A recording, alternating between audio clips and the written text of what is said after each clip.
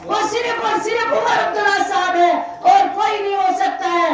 इसलिए मीन गुजारिश होता है लेकिन व्यापन नशो ताकत नशो काट करन ताकत नशो डिस्कस करें कि नेशनल गवर्नमेंट से क्या कराया और आज क्या का जमात इस करें।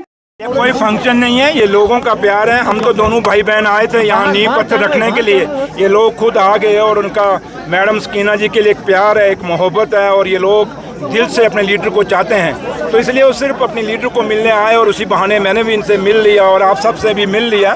तो लिहाजा ये डाक बंगले का उद्घाटन तो मैं तो ये चाहता था मैडम सकीना खुद करें, लेकिन इन्होंने कहा मेरे लिए कि आप चलें, तो लिहाजा आए हैं। ये एक रूटीन में है, कोई ज़्यादा नहीं है, मकसद हमारे कुछ और हैं। और नेशनल कॉन्फ्रेंस ने हमेशा जदोजहद जम्मू कश्मीर के लोगों के लिए की है और करते आए हैं और आगे भी करेंगे। और आज सबसे बड़ा मुद्दा हमारे सामने जो खड़ा है कि जम्मू कश्मीर का खोया हुआ दर्जा, जम्मू कश्मीर का वो खोया हुआ मान और सामान जो स्टेट का है हमें वापस दिया जाए, जिससे हमारे बेरोजगार बच्चों को रोजगार मिल सके। आज हमारे बच्चे, हमारी बेटियां बेरोजगार हैं, वो दर दर की ठोकरें खा रही हैं, लेकिन इस स्टेट को टूटने के लिए, इस 370 को तोड़ने के लिए अगर कोई जिम्मेवार है तो ये वही लोग हैं जो आज भी परसों एलजी साहब के पास बैठे थे। वो फ़ोटो देखा होगा, महबा जी ने बड़े प्यार से वहाँ जाके फ़ोटो खिंचाया। अब वो किसके लिए एलजी साहब के पास गई थी? अगर जाना था तो उमर साहब के पास जाती, उमर साहब से सलाह मशवरा करती कि जम्मू कश्मीर को कैसे मजबूत किया जाए। लेकिन वो किसके पास गए? एलजी साहब के पास, जो एलजी साहब कहते हैं मेरे पास है ही कुछ नहीं। तो अगर है ही कुछ नहीं तो महबा जी क्यों लेने गई?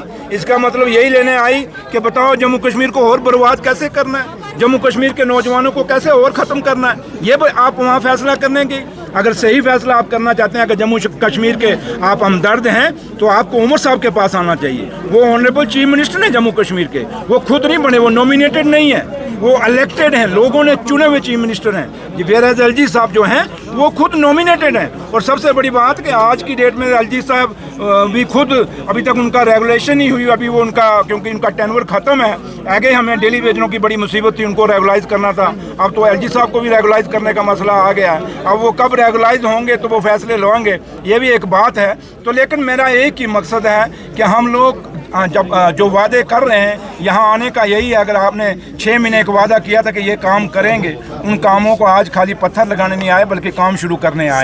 तो लिहाजा मैंने अपने ऑफिसर्स को कह दिया है, मेरी बहन छोटी सकीना इट्टू जी ऑनरेबल मिनिस्टर हैं, इन्होंने, क्योंकि एक डिस्ट्रिक्ट कोलगाम साउथ के अंदर और ओवरऑल कश्मीर के अंदर और जम्मू कश्मीर के अंदर अपना एक नाम है और अपना एक किरदार है। और यहाँ से आप देख सकते हैं कि इनके साथ लोगों का एक दिल से जुड़े हुए लोग हैं जो चाहते हैं कि मैडम को मजबूत करें। और मैडम की मजबूती जो है वो मेरे लीडर और मेरे कायद डॉक्टर फारूक अब्दुल्ला की मजबूती है, वो उमर अब्दुल्ला की मजबूती। सर काफ़ी ज़्यादा नुकसान हुआ, अगर सेब सनत के हवाले से बात करें तो मौजूदा सरकार क्या स्टेप? मैंने वही कहा कि जहाँ तक हमारी सरकार का ताल्लुक है, उमर साहब खुद नेशनल हाईवे गए, इससे ज़्यादा हम आपको क्या बताएं। लेकिन दूसरे जो हमारे विरोधी हैं, जो दूसरी अपोजिशन पार्टी हैं और जिनकी लीडर परसों एलजी साहब के बैठी थी, क्या उन्होंने बात तब थी कि वो दिल्ली में जाती, वहाँ जाके बात करती कि हमारे ट्रक बंद हैं, हमारे सेब खराब हो रहे हैं।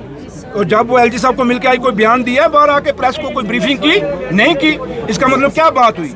अगर बात हुई होती तो बताती ना। बात कुछ नहीं है, कप चाय पी और वापस आ गए। जम्मू कश्मीर को चाय नहीं चाहिए, जम्मू कश्मीर को मरम पट्टी नहीं चाहिए, जम्मू कश्मीर को मीठी मीठी बातें नहीं चाहिए। आज जम्मू कश्मीर को फैसले चाहिए और फैसला ये है कि लोग जो जम्मू में बाढ़ में बह गए, कश्मीर में जो लोग साउथ में बाढ़ में उनका नुकसान हुआ, जम्मू कश्मीर के अंदर जो हमारे लोगों का सेब बर्बाद हो गया, इनकी चावल बर्बाद हो गया, जम्मू के अंदर किसानों की फसलें बर्बाद हो गई, उसको मुआवजे की ज़रूरत है। जो मकान टूट गए उनको मुआवजे की ज़रूरत है। जिनके घरों में आज पहनने के लिए कपड़ा नहीं है उनको खड़ा करने की ज़रूरत है, उन पर बात करने की ज़रूरत है, ना कि छोटी सियासत करने की ज़रूरत है। तो लिहाजा लेकिन उमर अब्दुल्ला सरकार, जितने यूटी में हमारे रिसोर्सेज हैं, हमने पूरे रिसोर्सेज अपने लगाए हुए हैं और जितनी भी हमारी कोशिश हो सकी है, उमर साहब खुद देखिए।